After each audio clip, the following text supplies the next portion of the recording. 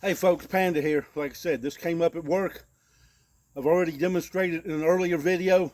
Step in behind cover, shoot 3 standing, 3 kneeling in 8 seconds. Where I work, students get 20 at the 15. Let's see how many, I'm going to try to get 20 rounds in 20 seconds. Let's see. See what happens.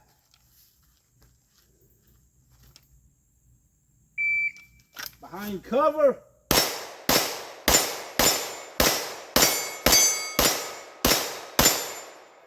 10 hits.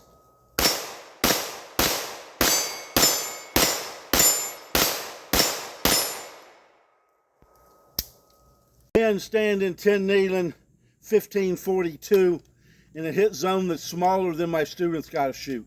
Instructors, quit letting your limitations affect your students. You don't have to shoot press, slow.